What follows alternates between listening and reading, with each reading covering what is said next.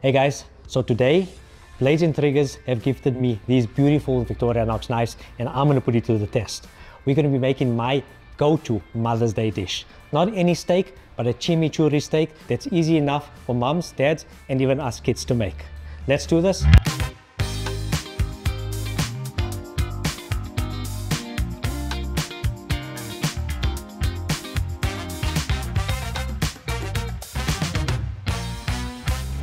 So we're taking this fillet, we're still first going to clean off the sinew using this paring knife. I'm just going to cut through the top of the sinew. Wow, this blade is extremely sharp, makes light work of what I'm doing. You can get this done by your butcher, but it's half the fun is actually doing it yourself. So a lot of people ask me, what do I do with all of this fat? Most people chuck it away. You can actually take this fat, render it down, and it makes a beautiful base for cooking vegetables. So now we've cleaned our fillet. Look how beautiful that is. We're leaving some of that fat or some of that marbling in here because that's going to render down nicely when we butter fry the steak.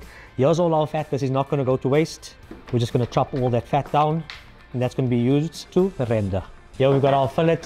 We're not going to be cooking all of this. It's plus minus a kilo. We're going to be using the whole piece because we're going to get a beautiful brown crust on here, nice and medium rare to medium inside. It's just going to complement the chimichurri sauce absolutely brilliantly. So on to phase 2 of our journey for this beautiful dish. We're going to be making our chimichurri base. I've cleaned this blade, which was relatively easy to do. Now we've tested it against meat. Let's use it to cut some vegetables. Get our chili inside the bowl. Obviously this is discretional, depends how spicy you actually want your chimichurri. From the red chili, I want the smokiness, some of that seeds. I'm not going to use all of it. I'm going to add some rough salt or crushed black pepper, some oregano and mixed herbs, and now some garlic. We've got crushed garlic here already, thick balsamic vinegar or balsamic reduction. We've got some coriander. We're using all the coriander, stalks and leaves together, because for a cold dressing like this, we're not just using leaves, we want the maximum flavor out of our coriander. So you'll see we're not chopping it ultra fine. We still want some of the crunchiness and we don't want to over bruise the coriander as well.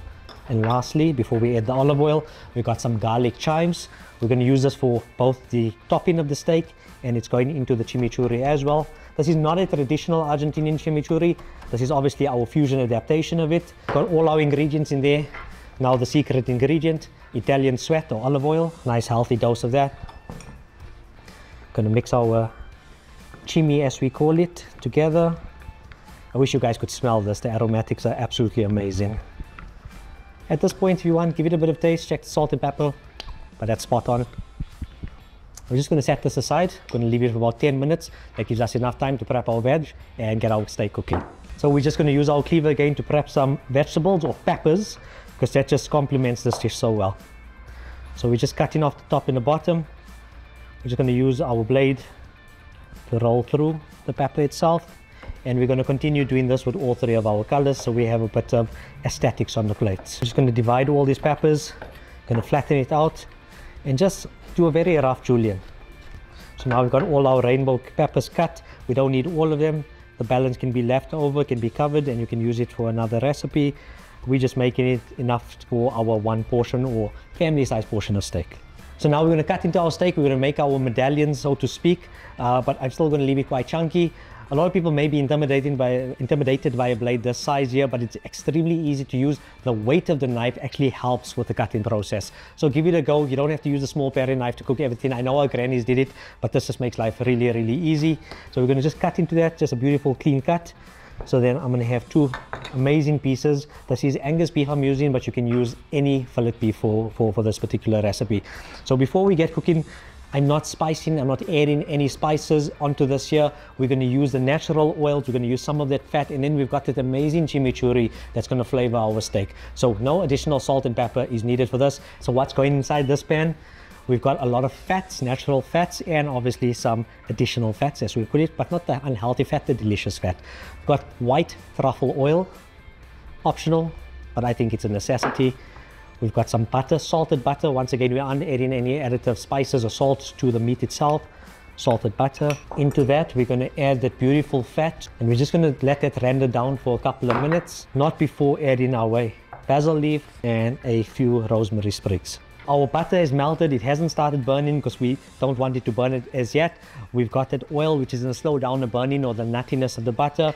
We've got all the gelatin that's starting to melt off that fat. The rosemary is going. We're going to start adding our pieces of meat inside. And at this stage here, we just want to simply tilt the pan a bit and start taking some of that butter and tossing it on top. This is what we refer to as reverse searing or butter basting. And all we're doing here is taking all the fats from the actual beef itself, from the butter, and we're infusing that flavor. So once it starts to brown, I'm just going to give it a flip. All those juices, not going to be shy, that all of those juices infuse into our steak. We're on high heat. We're just going to slow that down to a medium. We just want to delay the burning of the butter, nothing else.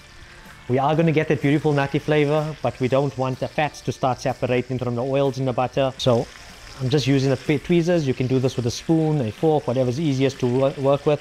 And I'm just getting a nice color throughout. Like I said, we're doing this to a nice medium rare to a medium. We don't want to overcook the steak.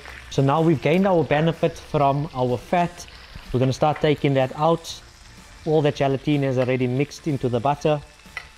We don't want these pieces of meat to burn and contaminate the taste of our butter. So now we're starting to see a nice browning, or as we refer to it as a Maillard reaction taking place. At this stage, we're just going to turn the heat off.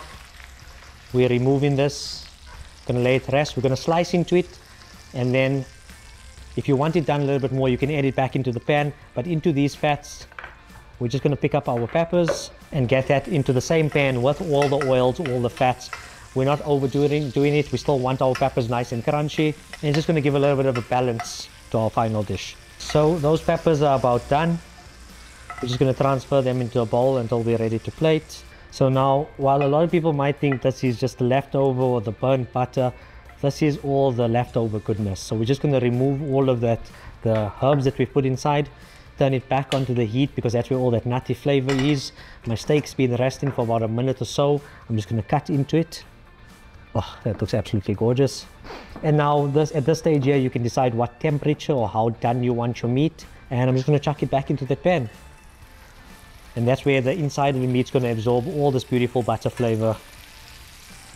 You can see the marbling from the steak. And this process happens really quickly, 10 seconds on each side, and we're good to plate. Okay, now let's plate all this meaty goodness. I just got some toast, or for all intents and purposes, it's little bruschetta that we put in on the plate. But this is a light meal, but can be eaten any time of the day.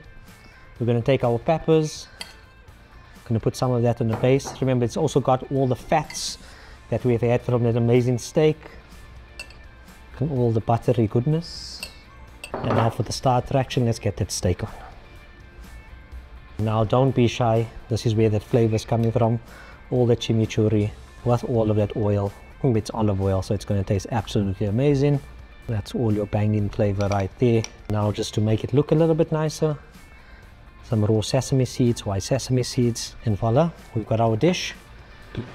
Now let's taste it.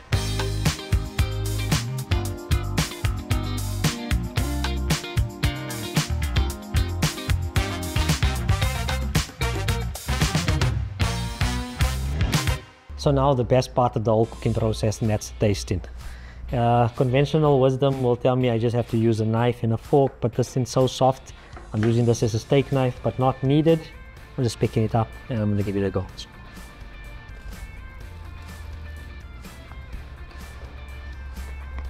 You shouldn't talk with food in your mouth, but this is amazing. Just look at all of that juice. If you don't try this dish, you're losing out in life.